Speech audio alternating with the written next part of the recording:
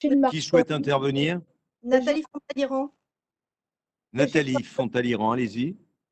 Oui, Monsieur le Président. Alors, mon intervention va être pour deux raisons. D'abord parce que l'envoi tardif de la délibération la veille pour le lendemain, c'est pas sérieux et c'est pas acceptable. Et ensuite, en raison à notre sens, du peu du fond du dispositif.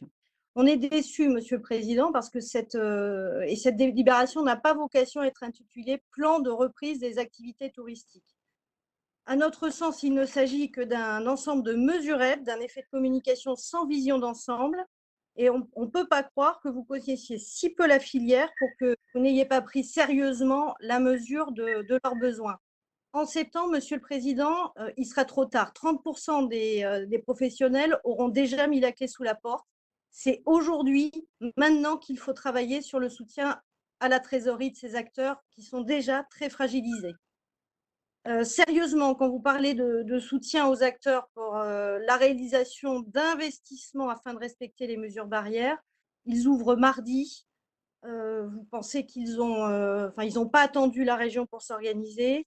Ils y ont déjà réfléchi et les équipements sont déjà prêts. Donc ce plan, à notre sens, est décevant. Il n'est pas à la hauteur de leurs attentes ni à la hauteur de leurs besoins. Enfin, 4 millions adossés à ce plan de reprise, c'est une plaisanterie, d'autant que, et c'est une bonne chose et la raison pour laquelle nous voterons pour, 3 millions sont déjà fléchés pour le chèque solidarité tourisme. Alors, il y aurait eu un intérêt à évoquer le parcours client ou la promotion de nos territoires.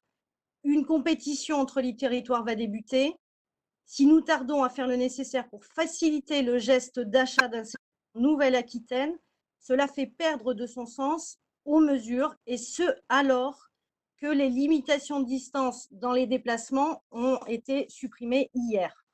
Vous auriez pu, dans le cadre de cette promotion, mettre en place un pass tourisme en Nouvelle-Aquitaine, comme l'avait suggéré notre collègue Nicolas Belot l'année dernière. Alors, tout ça pour ça, c'est vraiment manque de vision pour relancer tout un secteur et pas n'importe lequel. Vous l'avez dit, le premier secteur de Nouvelle-Aquitaine qui compte 140 000 emplois. Je vous remercie.